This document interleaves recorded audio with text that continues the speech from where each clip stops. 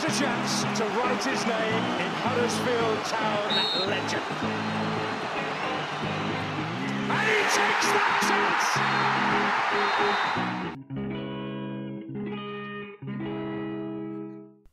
Welcome to episode 13 of the Andy Takes That Chance podcast.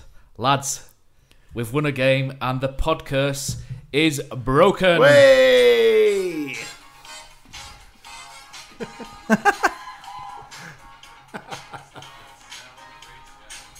Alright, it's enough of that.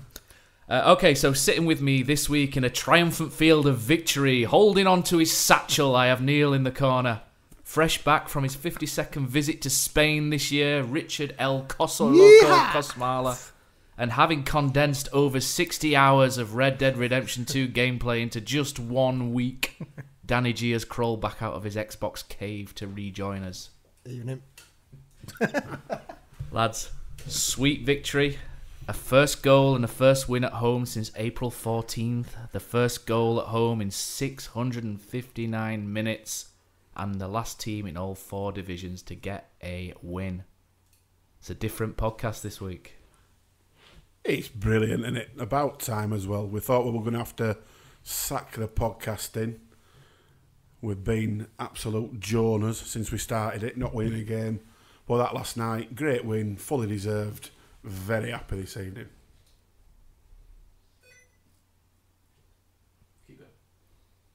Yeah, I've been back on Twitter for a change. It makes a change to be able to look at the comments and go on radio leads and listen to that as well. I've been shying away from TV and reactions for the last few weeks, but is that because of the game or because of football? Just because football fans, I can't be bothered with them, to be honest. But made a change last night. It was quite enjoyable. There were quite a few bitter fans out there from other teams not happy with the result, but all enjoyable for us.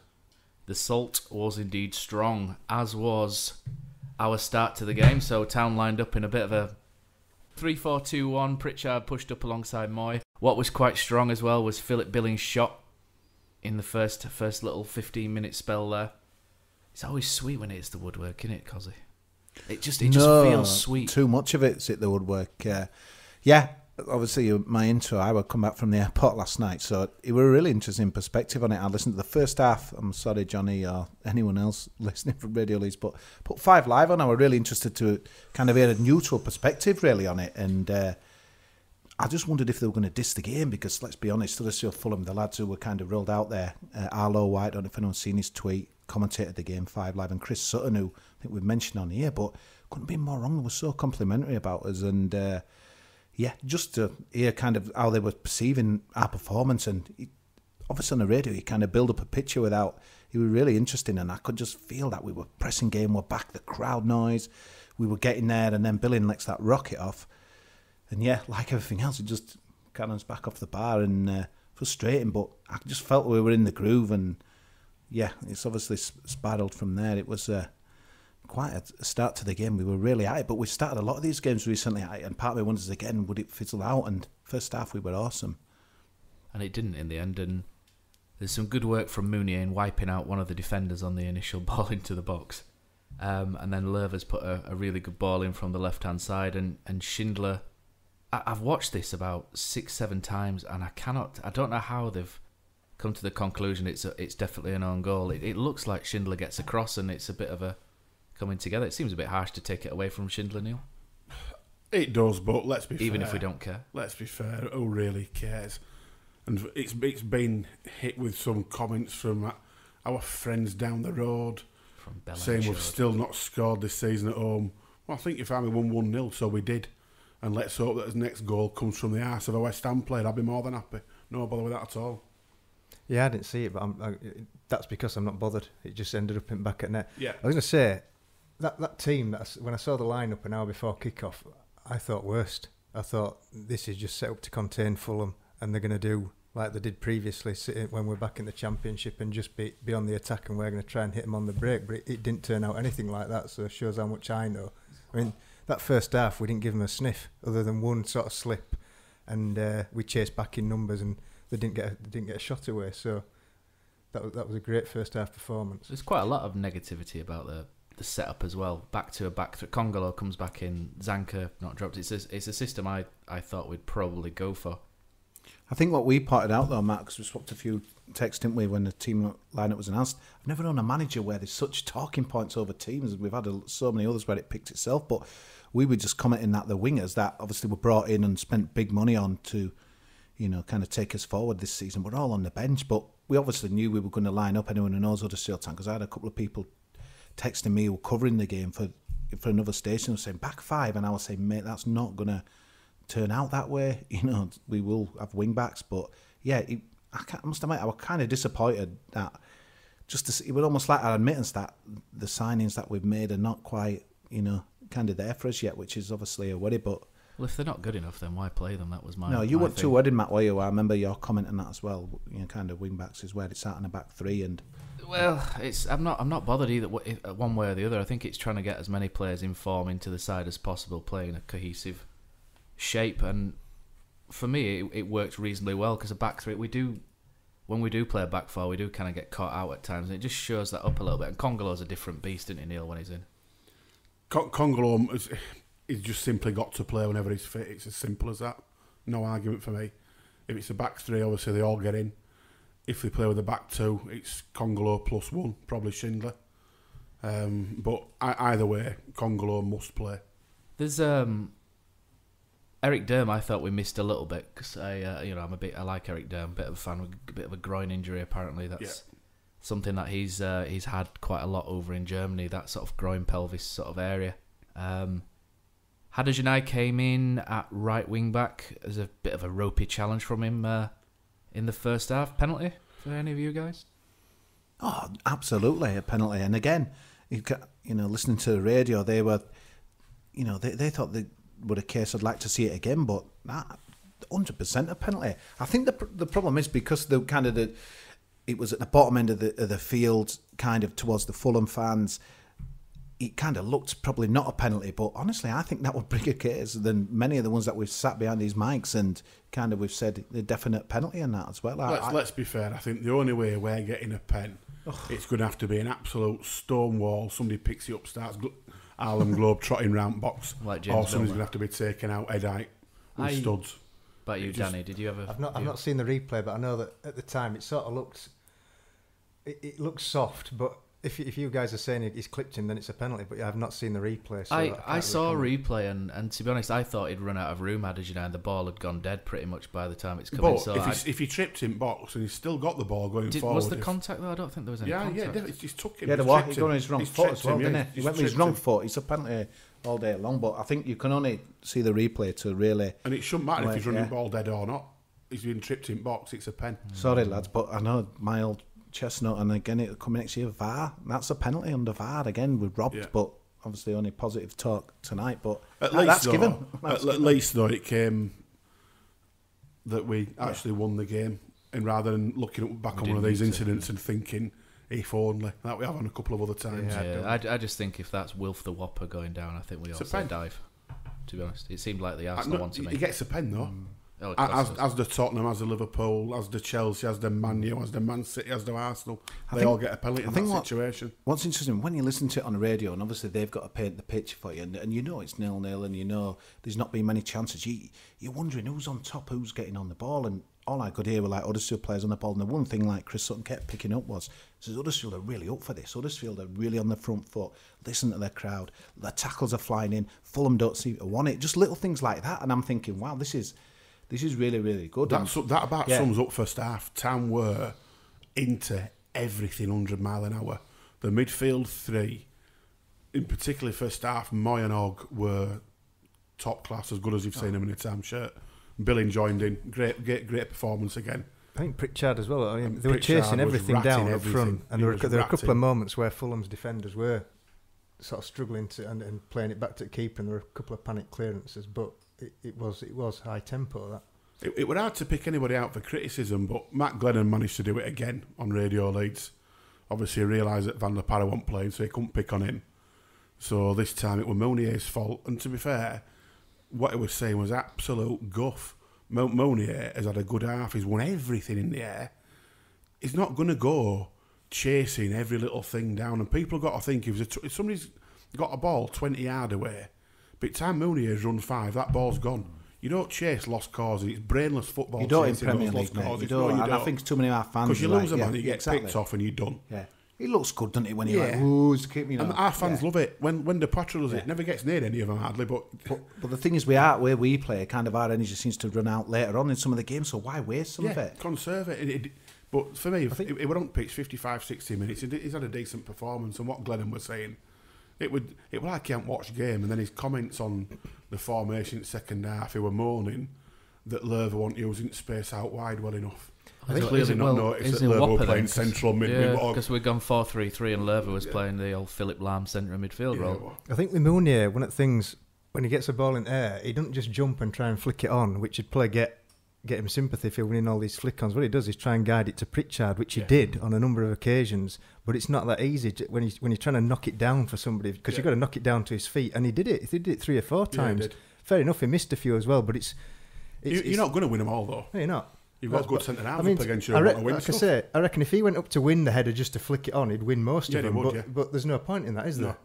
I think what I liked kind of about it, if you remember, we came out off the back of a horrible day at Watford where we were really poor, never in the game, and often you're wondering kind of how we're going to come back. I mean, obviously, what's kind of the full game after? And the best thing was, for minute 1, we were on it. We were proper on it. The crowd were on it. We were on it. And Wagner mentions in the interview at the end, because I think Carragher asked him, how can you pick these guys up like when you're just not winning games and stuff? And that was, for me, the most impressive. It was almost like the Watford game never happened. And a lot of these games where we have started well, the Burnleys, the Tottenhams and the Liverpools and things, how can you just start to raise that thing, man? It were beautiful. To get that performance out of a team when you've not won your first 10 and you haven't scored at home for 18 years, it's very impressive. That's the chairman not putting pressure on him. That's the fans not putting pressure on him as well, isn't it? Because if he turns up, same as Fulham were turning up and they're under pressure, there's talking manager going. Yeah. We turn up for that Fulham game and there's no talk of Wagner going other than media who don't understand it. It's a totally together unit from top at club to at bottom. I saw a preview of the game in one of the papers and it says I think Ivanovic is like proper odds on to go, and it said no such problems at Huddersfield. 20-1, I think, David Wagner to the next one to lose his job, and says that's incredible for me. But that just shows. And let's be fair, as a Town fan, you won't waste any money putting it on that, would you? No.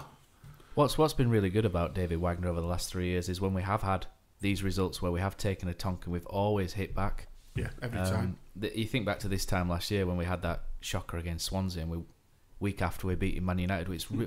What's really good about this manager or how the way he trains the players is that they're really good at putting a bad result behind them and moving on. It's brilliant what they do. They leave a bad result behind. And I don't think anybody will be moaning about players having a couple of days off on social media, will they? In the next few days, that they managed to put this. The hours of putting on. The best thing about it for me, we knew it was a must-win game. Worrying thing for me, Paul Merson tipped us to win, and quite a few people tipped us up. As did Lawrenson. We had to wait. We had to wait for Monday for the game. We knew the results had kind of gone favourably on Saturday bar Newcastle. Yeah. So that, to me, it depends on how you handle pressure. But I was kind of thinking, wow, on Monday it would do or die kind of stuff. The players seem to have a different mentality. I'll tell you how crazy it is. We've not won a game for 10. We've rocked up last night. We've won that a lot more comfortably than 1-0 suggests as well, if we're being honest.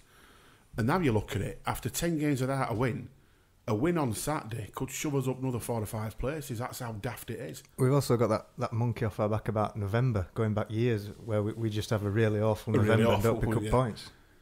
I mean, next thing to do is get that international break. Off the bat. One step at a time. Yeah. So second half, we did kind of go into a bit of protection mode a little bit, didn't we? We looked to me we looked a bit edgy. They switched at half time, didn't they? They did, but I still didn't think they were very good. To be honest. But I think we panicked a little bit. When you haven't won in 10, but it's understandable, and isn't it? You've got in front. One of the things that we did do brilliantly in Championship promotion season was see out games by winning by 1 goal, 20 odd of them. We have had some comfortable 1-0 wins. Some very, very... And last night we won again. I say, even in that stoppage time, 4 minutes, we weren't sat back on edge of our box as we would do under previous managers. We were playing other end of the pitch. We were time wasting, but we're time wasting in corner with the ball in play. Yeah. We weren't sort of kicking it out and taking time. It wasn't a case of just put it in Rosehead and get back in shape. We actually carried on trying to play and run clock down properly. And they've been very, very, very good at that ever since Wagner came. The midfield three were amazing, though. I was going to say, how good was Jonathan Hogg in particular? Ridiculous. After we wasn't great against Watford, was I it? picked a team on Twitter and he wanted it. Yeah. The thing Whopper is, of the though, week, Matt, it's some me. of his tackles were like, it was like old school football, but it were just like winning. And that kind of gets the crowd going in that as well. I thought, Moy, who's I've kind of been a bit critical in the last couple of games on here, I thought, again, he was back to his best. He kind of makes a yard. There were a couple of guys at work today who don't really watch us that much as that Moy. What a player. He says, when he plays well, we always play well. And I went to a firework display at Bolton Abbey on Sorry about that, on mate. Saturday, and they were. I talked to a Liverpool fan, a mate of mine who goes, proper Liverpool fan, and he stood there on banking with earpiece and listening to Liverpool Arsenal, and obviously we started talking about Town against Liverpool, and he said, "That lad you got in the middle of the pitch, Hogg, what an horrible little he is."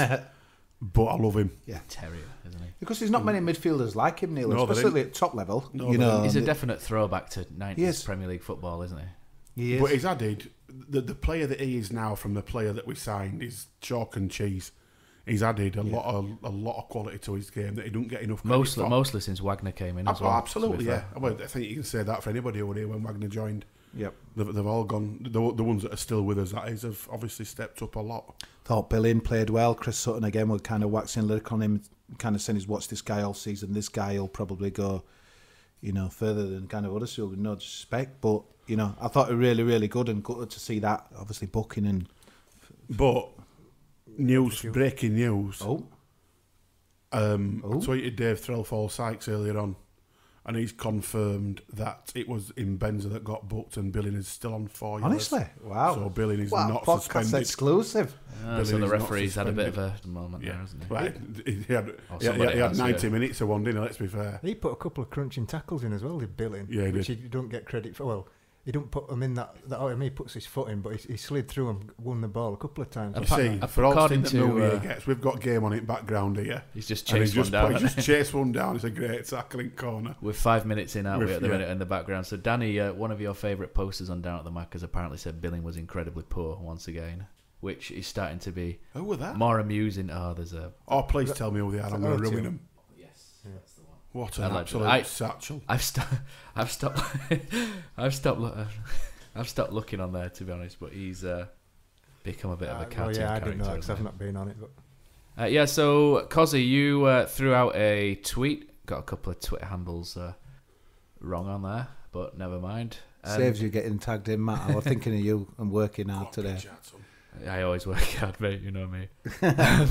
So you put a good morning, and what a beautiful one it is too. So recording the first victory pod tonight. What worked for you? What didn't? Can we go? And so I've cut that tweet into two a bit. So this bit here, we've got people suggesting what worked for us and what didn't in the game that we've just had. So I'll read a few of those out. You guys can jump in and comment where you want on that one.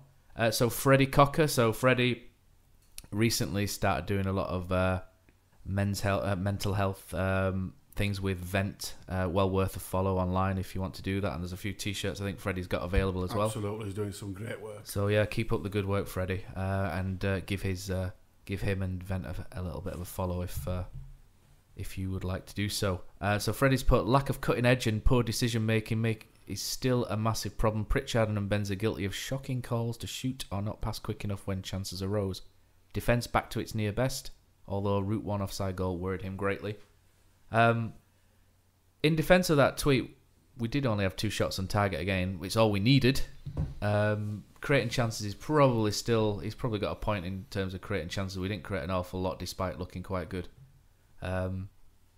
But defence definitely looked good. A mate of yours, Neil, Andy Farrell, said he thought Van La Parra could have done a real job for his second half, running at them, drawing fouls. Meunier was good. Depoitre, not really anything more. Moy and Hogg, excellent. I think that's a good one because we've had a discussion off this, and Van La Parra is really good at running the game down, isn't he? And we had Mbenza come on. And it was a strange one when Mbenza came on.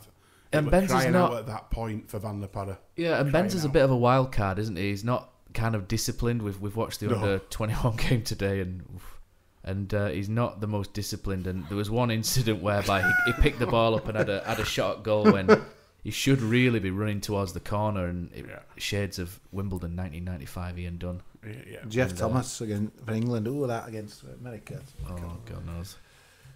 Dom Lister says, although his decision-making wasn't great and Benza got 2 good opportunities down the middle, could be a good option to kill games off. So that's in contrast to what Faz has put. John Lamb says, you need to predict us to lose again, Kosi. Well, I said a draw, didn't I? But when I did that piece with the Fulham, but yeah, anything but a town win, I think now. I think we've realised what the Jonah is, haven't we? Who the Jonah is here. Phil Bill has such a good... podcast rule one now is just don't do any predictions whatsoever. I think what was interesting though in that piece that I did with the kind of Fulham fan scene, they were so negative. They were so negative coming into the game. They were saying, are we down? Whoever loses down. We were saying similar things though last week, weren't we? Yeah, but I mean they have spent so much money. I look at their team and I agreed with kind of what they were saying before the game was. I thought they had on the paper they had much better attacking players than we've got, and that did worry me, especially thinking of the 2 games in the Championship. But it's incredible, it just didn't pan out like that whatsoever, and that as well. And just like what you were saying before, Danny, the pressure, we don't put pressure on ourselves, we're still enjoying it. We whatever will be, to quote the famous song. But I think because the London team, the net spend, our favourite subject, 100 million. How are we, Kosi, are we? Yeah, I honestly think they build up the pressure themselves. Janovic on the sidelines, he looked like a man feared, didn't it? It's like... I like him. I think he's a really good manager, but there's pressure building. If they sack him, that just about sums up how stupid football is, because they've been widely recognised as best team in Championship for the last 2 years by every man and his dog. Footballing, yeah. I think you can take Wolves out, wouldn't you? But they've been excellent, haven't they? Absolutely excellent. They've come up, they've spent a lot of money. They're bottom of the league after 11 games, but they've got a lot of good players. On paper, they've probably got a better squad than us. I think the difference for me with them, Neil, our defence has held up pretty well, I think, over the season. Well, they've changed it all. Watford and Man City apart, they're letting goals left, right and centre. So, they might be able to score more than us, but I'd still back our defence. They've totally changed all back four from the team that came up. Crazy. It's just ridiculous. Spent a lot on Alfie Mawson, who wasn't even on the field, wasn't he? He was on bench, wasn't he? Yeah, crazy. But it's just a funny one. But I was going to say, if Janovic, he's had a great team at Championship for 2 years. They've got promoted. To sack him, so they go down. If they go down, they go down. But surely, if they went down, he's the best man. The best man to get them back up again is already there. So why would you sack him after 10, 11, 12 games in Premier League? Give bloke a chance. You can't give him 2 years to get up and then bin him after 12. It's madness. From a selfish point, I hope they do and go get Alan Pardew, but it'd be a shame for football, wouldn't it? Classic journeyman whoppers. Big Sam and journeyman big whoppers. All right, so let's finish off some of these tweets. So Dan Porritt says, a lack of attacking threat wide was disappointing last night, as good as Flo and Lerva were. They held us back when on the attack. Ball was held in central midfield far too long because we had no option out wide. If we play 3-5-1-1, then needs to be proper wingers to give us more attacking threat. Interesting one from Paul. Don't agree with that, because I think if you play wingers out wide, then it just doesn't work in a 3-5-2. I can't agree with that one. Dave Hay, one of your mates here, Danny, I think in case of this tweet, I like Dave. He's good dandelion and burdock connoisseur as well. We had some good chats. So on behalf of the League One fans who sit near me... Is that a euphemism for something? No, we are actually fans of dandelion and burdock and Ben Shaw's rubbish drinks, and we had the American cream soda thing, Neil, which is Ben Shaw's do some cracking beverages. Are they based in Huddersfield still? And if they're listening, sponsorship slots are open. 3 cans every week. It'd be very good, thank you. Yeah, I think exactly. I might tweet them that later. On behalf of League One fans who sit near me, would it be possible to cover Get It in Box? League One fans. Don't play it backwards. Who fit? Thanks in advance, which I think you had a response to on there, didn't you, Dan? Yeah, I was saying, first half, I think there were quite a few occasions where Hadders United did instinctively look backwards rather than forwards for his first pass. But I was saying, what we actually do now is we do go backwards, but rather than play it out like we did under Danny Ward from the back, and it's not half. Losel tends to just hoof it straight back up front, which is due to players chasing him down, which they didn't do in the Championship. So I sort of understand that a bit more. Like, don't go back, because we don't go back and look after it. We go back and hoof it straight up front. But that's often safer than the midfielder hoofing it straight I always think forward. it's better to have somebody facing the play assessing what to do rather than someone facing I back. agree. You've got to go. It's You've got what to we go need to sign back Heffley. He were always there, waiting on touchline for a square ball in that championship. And I couldn't believe how many teams didn't pick it up. Get him back in January for that. Then He's, we'd have to he's not smash it up. Can't even get it for his team. He's can not he now? popular there now, all of a sudden, is he? He was at first. back. That Burton game, he struggled, didn't he? Yeah, it's In a the shame. League Cup. So Eddie Hoyle, Neil, part of our haircut club. He is. He said very determined performance last night. Midfield were excellent, as were the back three. With Phil Bill out, he's not. It'd be nice to see genuine wingers play, preferably Van der Parra and Ramadan Sobhi. I think Sobhi's someone who we're all keen to. I was have a look surprised. He is, him but on- I've got to be honest. Yeah. I'm at conclusion now where we've all called what team we want. We've all said we want this. We all said we want that. There's one man gets paid for it, and he's not done bad for us over the last 3 years, to be fair.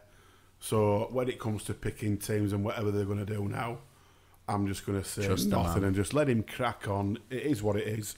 Get behind the 11, stroke 14, stroke 18, and see where we end up.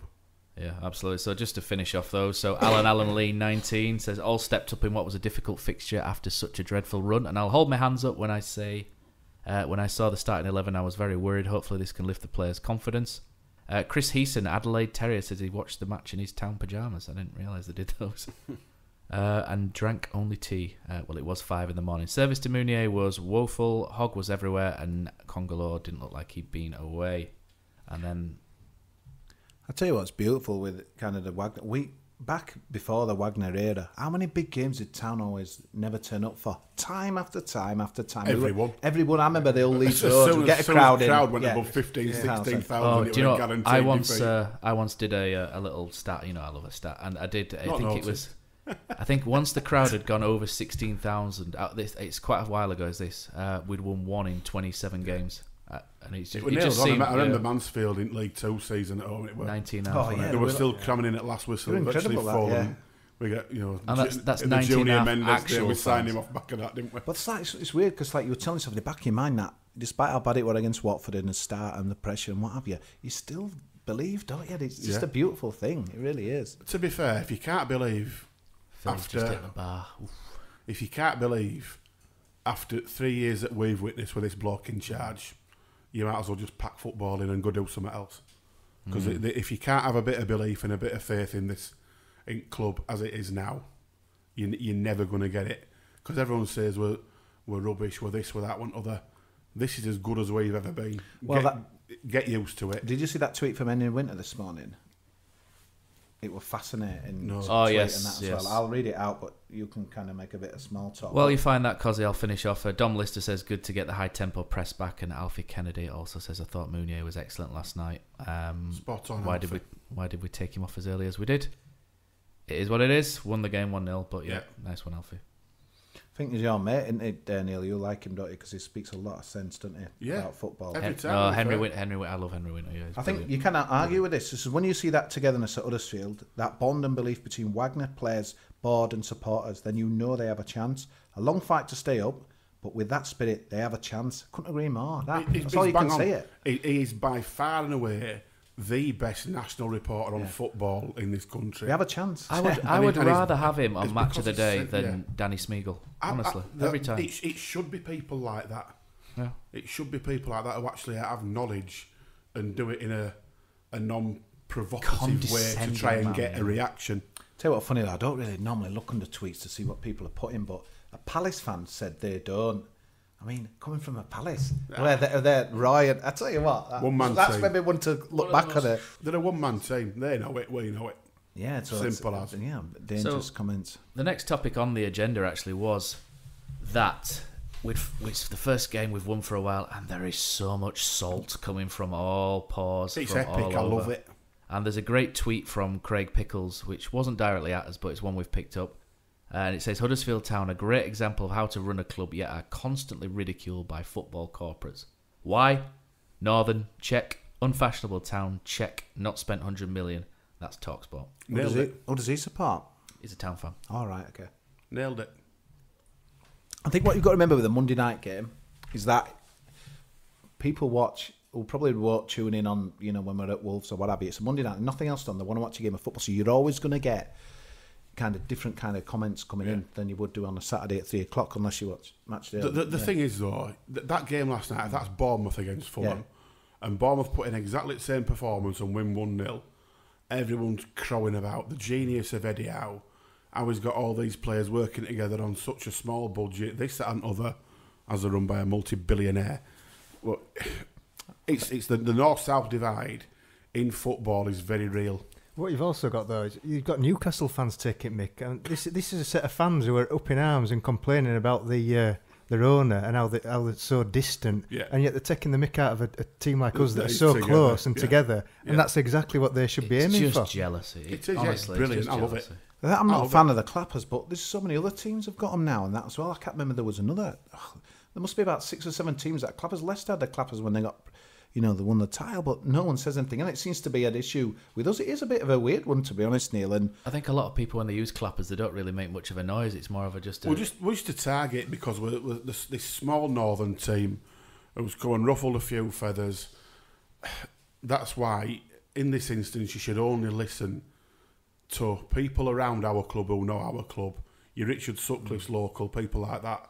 And national-wise, Henry Winter by far the way best one. It's making me feel like kind of that Churchillian spirit, though, Neil. I'm kind of thinking, good. I mean, like today, again, working Leeds fans, all they were mentioning were like, well done on your win. No, it wasn't. It was all about, I can't believe them Clappers last night. That, you know what I mean? So it's like...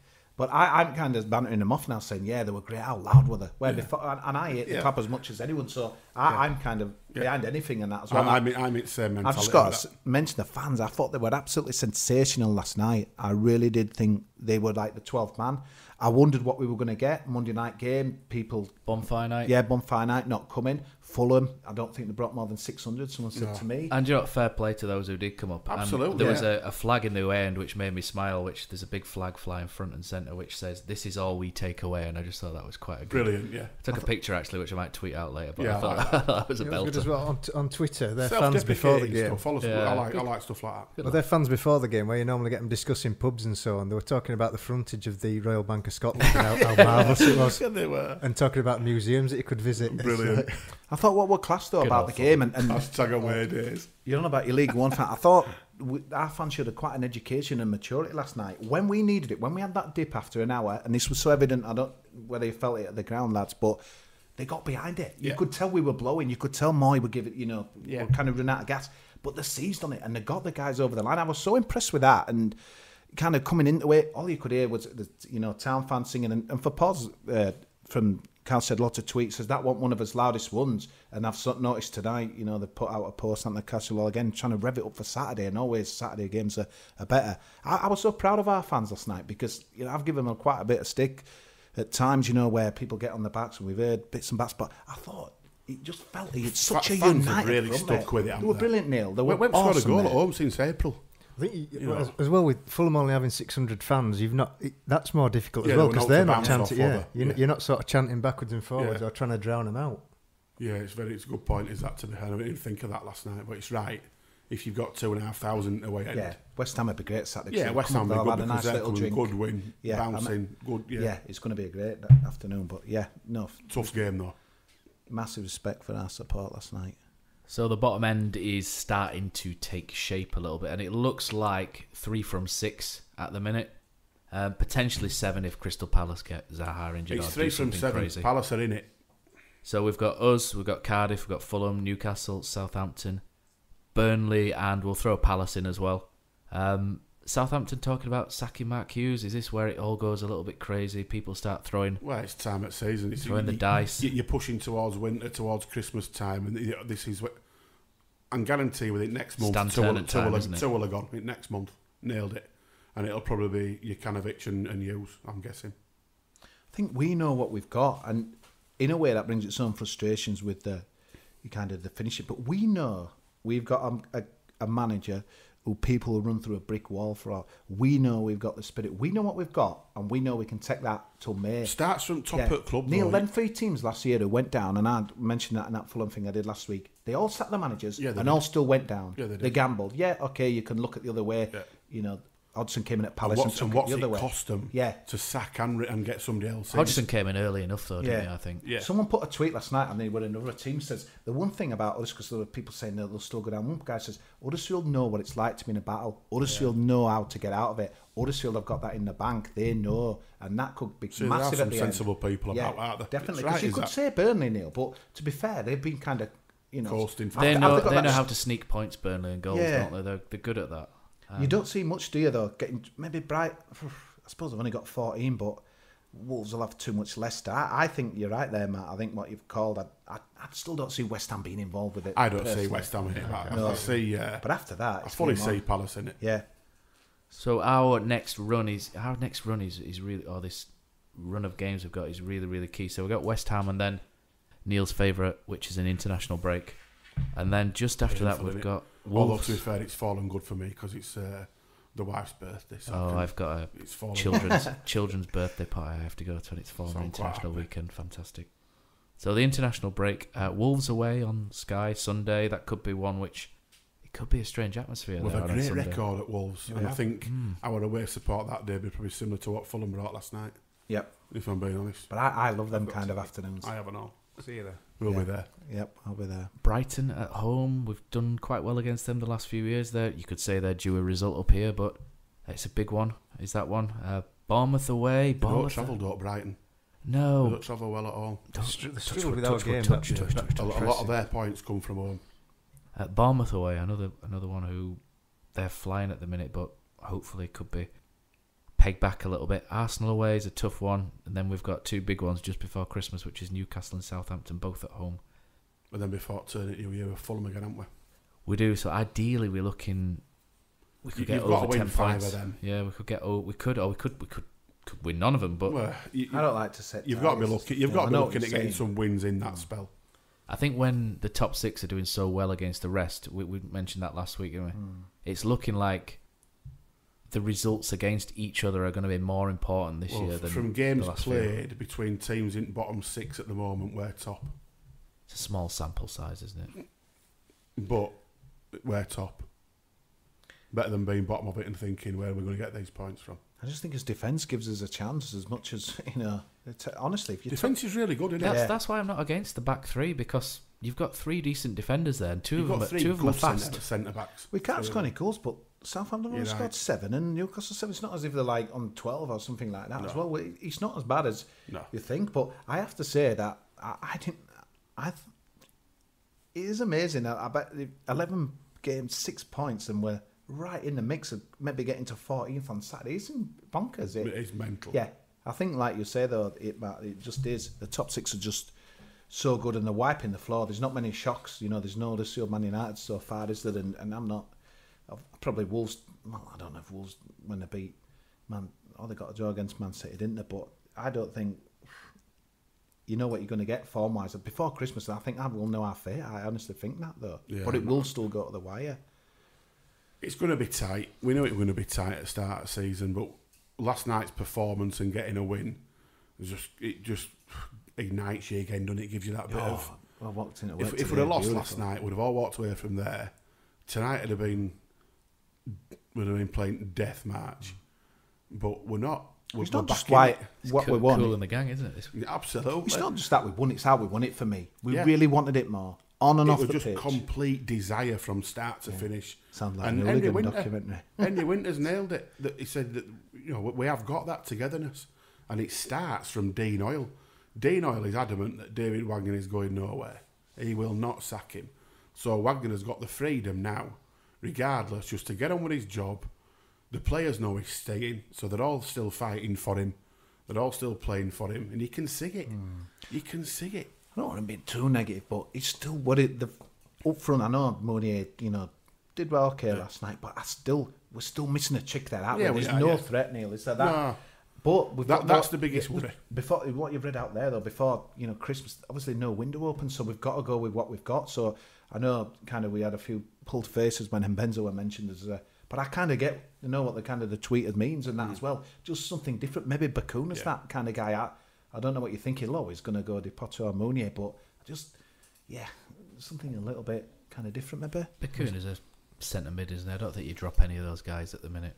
We shouldn't ignore how poor Fulham were either. I think first half we stopped them playing, but second half when they did have more of the ball, they still looked poor. I think we panicked a lot. I think, and I think that's just from not winning for 7 months at home. I think if we find ourselves against West Ham, I don't think we'll be quite as. And if we can get a win, I mean, I said before these 2 games this week, if we can get 4 points, I'm probably very happy. Now we've beaten Fulham, thinking to get 6 would be unreal, isn't it? I think you're right there, Danny. Good point, that, because I don't want to be negative, but West Ham are a different ballgame. I know they're down there with us, but West Ham could beat Huddersfield 3 or 4 on Saturday with the talent they've got. They did it last year when they were struggling, didn't they? And I think we've still got to kind of obviously keep us kind of spirits up there, but I agree with you. Still in the back of our mind, in the back of my mind, it was we were good, but they were desperate, weren't they? If you were a Fulham fan that travelled up last night, they offered nothing after second. I know football fans in the heat of the result can be a little bit salty, can't they? But a Fulham fan walking out last night said they'd been dragged down to our level, and I just thought that was quite amusing. But a lot of people say things like that after the game, and hopefully more teams get dragged down to our level as well. Their official account twice apologised for how bad they'd been at the end of their game, which is a really odd thing to put. Yeah, I think there's with London teams, though, there's that different expectation to me. It's like we were saying, that north and south. It's the money they spent, the quality of footballer that they've got. I mean, like you were saying, Neil. Schindler's just scored in the background. Andre Shirley. Well, happy. I had to check that. Just 27 years old, set up a winning goal in the World Cup. Absolutely incredible, talent. They were mentioning kind of that on the radio last night. It's like, we haven't got a player like that. They should be doing so much better, like a lot of teams, but they haven't got what we've got, and that fight and that spirit. But I don't know how you get that, Neil, because that's you obviously do your research on the players and stuff. But let's be fair, Fulham have ripped out of theirs in one summer. They've had a great balanced team for 2 years, have been brilliant, and they've ripped out of it in one summer by spending so much and changing so much. We're stuck with a lot of our promoted team, and there's still a lot of them playing. So I think the interesting thing, we've got their game, I think, just before Christmas. Is it that between Christmas and New Year, you'd probably think, unless there's some miraculous turnaround there, that there'll be a new manager there waiting for that window to open. So again, it might not be our fixture list coming up to Christmas. The thing is, Fulham have spent all that money, and they'll probably change the manager in the next couple of weeks. Get another manager in January, he'll want a load of money to change it again. Yeah. Especially for someone like Big Sam, who were mooted today, and a couple of things that I saw. He want a load of money for his backroom team, and his could you pints of imagine wine, Big Sam. if they went and got Allardyce at Fulham? All that does for me, it screams out absolute panic. Yeah. But it takes away from 2 or 3 years of Jokanovic being there and building a style of play, how they play. Yeah. All of a sudden, Allardyce will go and totally tear that apart. I always thought this had happened with Fulham. I always thought they would hit this spot. And their next 3 away games are Liverpool away, Chelsea away, and Man United away. So I think. Oh, Fulham. Yeah, that's harsh. Isn't it?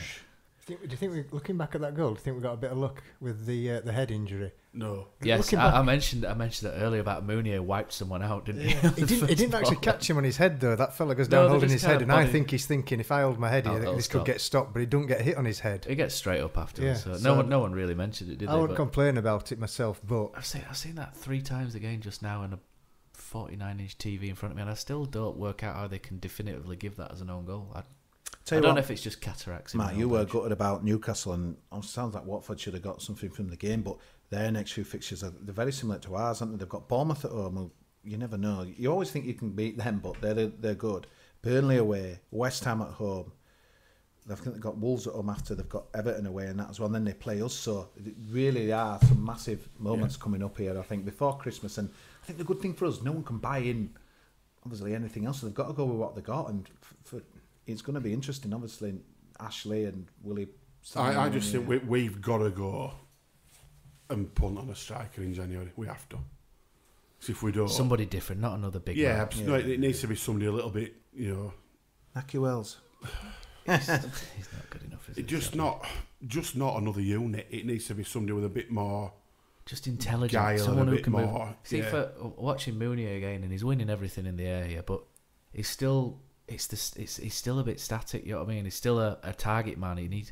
you need someone who's going to run in behind and drop off, and people run beyond him as well. And I'll tell you, that chance we had against Liverpool where we discussed Mounier getting in the way of De Poitre and then snatching at the chance. If you had, and I'm not suggesting this, I'm just throwing this as a name in, but somebody like Jordan Rhodes, a chance like that falls to him and it's in back at net, but he doesn't contribute much else. Instinctive. But that was a sub on it. When we brought De Poitre on, because we were struggling for a goal and we had him with Mounier, I'm thinking you bring on somebody like that and he gets a chance like that in the box and he'll put it away, but there's not many around like that. Yeah, so please don't reply to the Twitter handle saying, what are you on about getting Jordan Rhodes for? No, That's not what we're saying. We're just saying an instinctive striker. You want somebody to bring on who's going to take a chance like that rather than the option at the moment, which is a natural the guy at Brentford. Yeah, the two. Striker. I like the two guys at Brentford, but we'll have to see. There's a lot of you're gonna have to part with 25 million there, Mr. Hoyle. I'm afraid if you're gonna get both of those. So that's come on, Dean, don't be tight. No one ever gives anything up at Huddersfield. But I wonder if you got David Wagner and Dino in this room Saturday night or what have you, and said, "Boys, do you think they really felt this would do or die?" Because I got the feeling from Wagner's post-match interview. No, I don't think he does, Wagner. I felt with the interview after give to Sky and that as well. I think he knew the importance of kind of the game. I'm not saying. I think if we hadn't won that, he would never have said it publicly. But I really think he was kind of thinking that we were that. He'd say, "Yeah, we'll go again," and with the effort and that. But I think deep down he knew we had to win that game. I don't know. I think he'd have approached West Ham the same, but I think any win we'd have got, and I think he'd have probably been saying the same things. But I do know where you're coming from. It's great, isn't it, to have a home game on Saturday though, just for so many reasons. And Saturday at 3 o'clock, it's sold out. Like you said, which is, tells its own story. And sold out. Billing's not suspended. I fully expect team to be pretty much one that started last night. To be honest, I'd like to see Derm back in. If Derm's fit, Derm's he starts, but. Feeling that it's the same team, innit? Does it worry you that 2 extra days rest they've had more, or because the way we played, it would have been more if we lost last night? Yeah. I suppose it might. For Congolo went off injured at the end, didn't he? So, but is that one of them where he's just? He always gets. He always looks. Number of games he gets cramp in. He's one of those that does look. He's like a bit lethargic at times and a bit sort. He always looks like he's limping. He looks like a human daddy long legs anyway. He's running. His legs are massive, but he'll be fit Saturday. Right, Neil. So thanks to someone I think you know, Danny, which is Tom Herb. I presume that means Tom Herbert. Tom Herbert, yeah. Usually at this point we have a Whopper of the week, but thanks to Tom and his wonderful wordplay, I think we're going to change this to a special and have Satchel of the week. We are. It is indeed Satchel of the week. The things you say, your platforms just give you away. The things you say. You're unbelievable.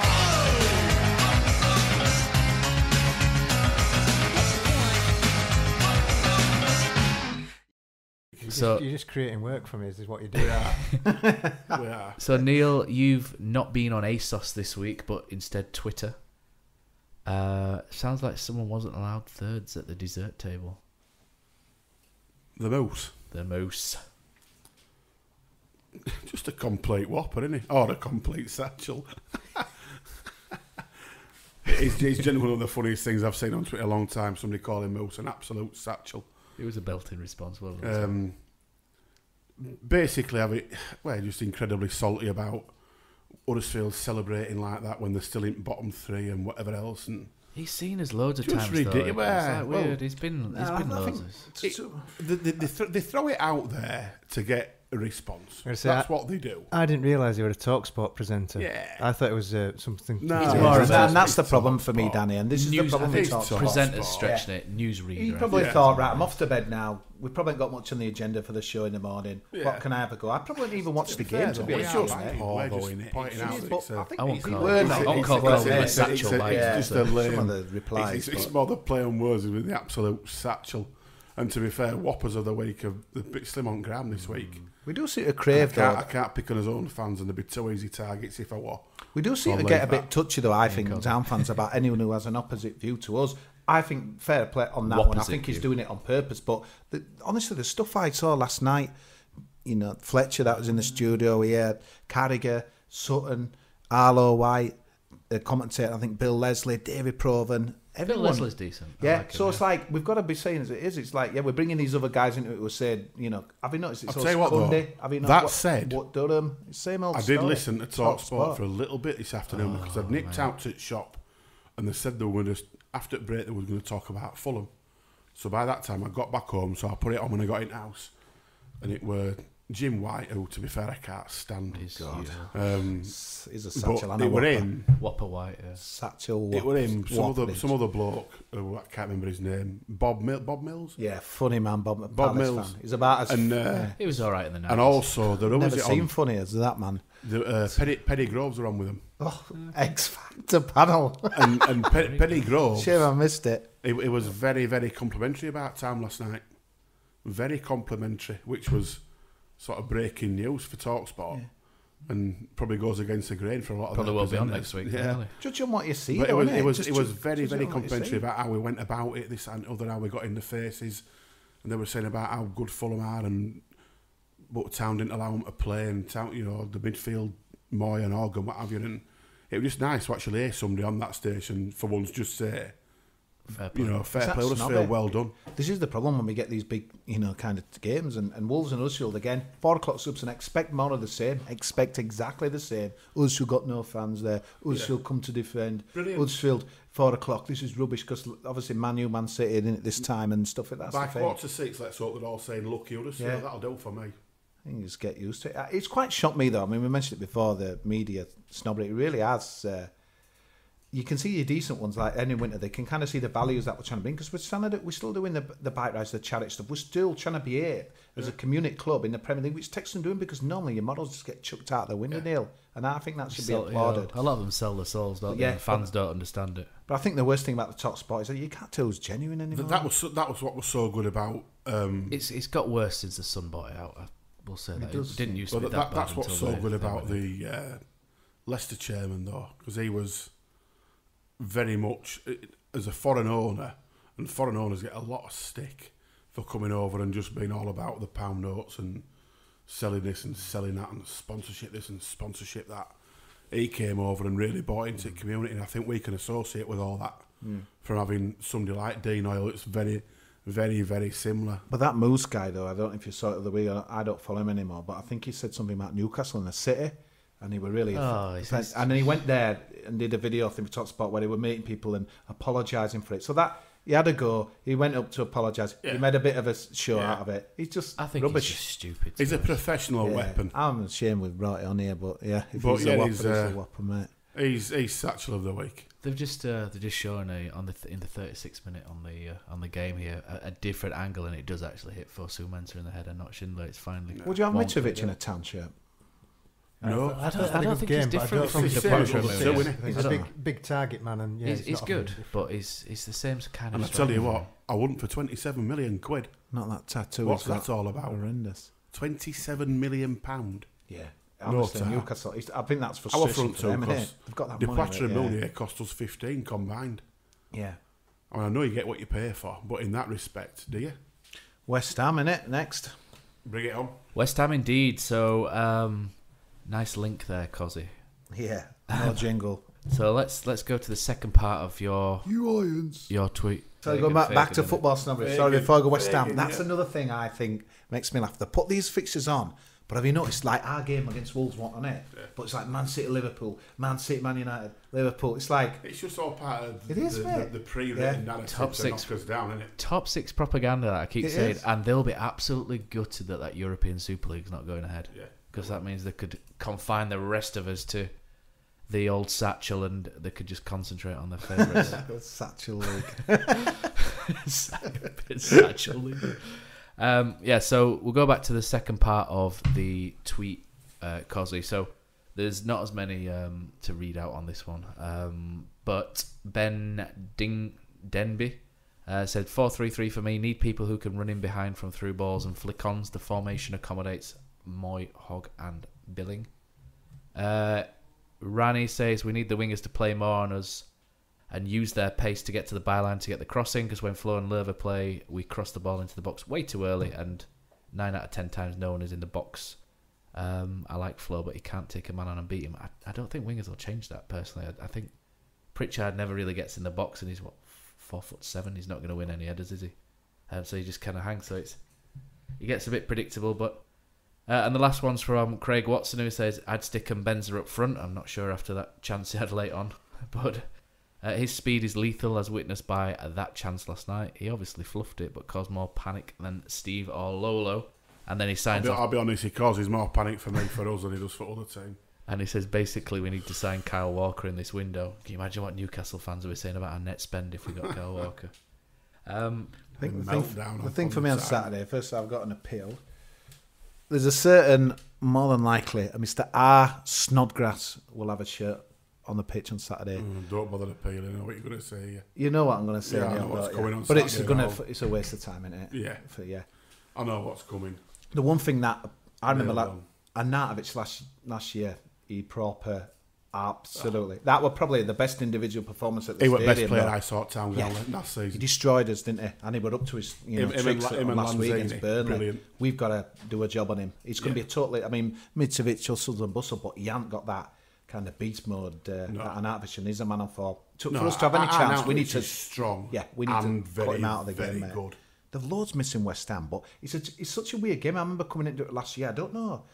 Did we play? I think it was that one. Did we play Swansea before? Was it then a couple of games where we thought, right, we're going to have chances here? And I think Swansea, we were poor, weren't we, 0-0? And then West Ham, we played them the week after, and they really did a number on us. They're such a dangerous team, aren't they? Yet, despite that, we're only a few points behind them the table, so it's not to be feared. But I think with the men they've got missing, their team news is going to be fascinating on Saturday. Because last week missing the Carroll, Lanzini, another one who absolutely ripped as a new one. Yeah, he's not playing. Noble, Reed, Sanchez, obviously Wilshere. But look at their squad. Yarmolenko's out for the season. I think they've spent another 100 million this summer, haven't they? They're all injured, so it's doable. But the Anderson and Arnautovic combination, that's got to be cut out for me, mate. Otherwise, it's going to be very, very different. It's going to be a totally different game to last night, because they'll come, unlike Fulham, they'll come and really have a go at us. Coming to win. I thought Fulham would have got stunned. Yeah, they weren't good enough. No. They're missing Mark Noble, aren't they? Town have got to be in the faces again from start on Saturday. Yeah. And that's one thing, Mark, when they again, do that, Mark Noble's crucial really key. Time, innit? Yeah, Mark Noble's really key for them. So get in the faces, let them know they're in a game, and without a leader like Mark Noble, hopefully they absolutely ruined us last season at our place. You never know how much of these tactical things are right you see on these apps, but it says Snodgrass were playing centre midfield with like four, we bang. Diangana and Felipe Anderson, who's scored 2 goals, and he's probably one of the players, but he's spent ridiculous money on him, didn't they? Yeah. It's going to be an exciting game. It's going to be a cracking game. It's going to be dark early, like with the clocks going back. People's going to have a nice drink. We're buzzing off, last night. This is. I'm going to be so up for Saturday. It's a don't lose for me Saturday. Yeah, it's an hard one. I know what you mean. A win would be brilliant. But it's a don't lose. I don't like you saying don't lose though, Neil. What do you think, Danny? Don't lose. I hate that phrase because it means... I'm not. Having beaten Fulham, I wouldn't pinpoint West Ham as one of those games where we need to take something from. I mean, yeah, it'd be nice, but I wouldn't... I think it was all about getting 3 points from one of those 2 games, and we've done it now, so can we relax? Well, not relax, but you know what I mean? The fans can relax a bit back how stressed we were at the weekend. The players need to be on it, but I wouldn't panic if we didn't get a point out of that game, looking at what's coming up in the next few home games. Fabianski, not for me, one of the better keepers, and also we need to get stuck into him. If a couple of our big guys, but it's just a game. Honestly, West Ham, it just sounds good, doesn't it? Just saying it, should be a cracker. We need to take lead again if we're going to do something. I know last season we actually equalised after going behind when Joe Lolly scored that cracker, but I just think it's all about taking the lead. No, you've got to get in front in this league. It's all about being in front. It is just nice to see it do it the other way, but as long as we get his points, it doesn't matter. But yeah, sold out. Can you imagine doing a pod next week if we beat West Ham? Oh, gonna be naked here. I don't know about you three. I'm bringing a sock. Please don't. Yeah, be a lot of socks. If you're going to be naked, then I'm not coming. Coming. Oh, shit. Wait till you see the invites. So, Kosi, you've been scouring the net for Town news, and you found something which is tweaked you. Quite weak, but I thought it was really nice. I think at the weekend there was 500 supporters meet the first team squad. I saw kind of a lot of photos, selfies, kids, pictures. I think Jonas Lossell had kind of autographed one of our friends, Neil Pozz's kid's shirt, saying, with Ollie.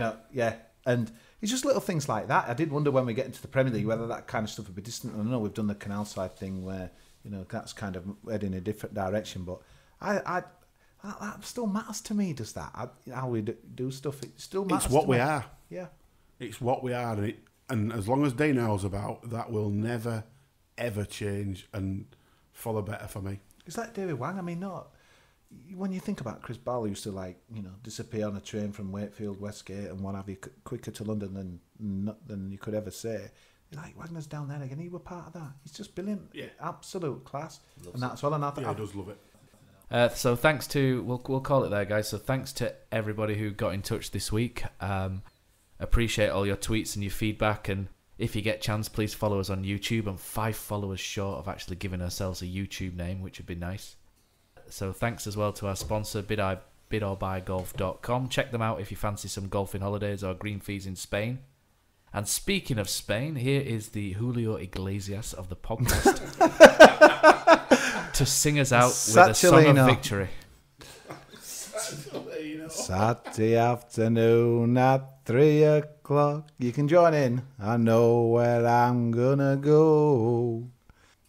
I'm gonna pick my town scarf up and head up down to Leeds Road.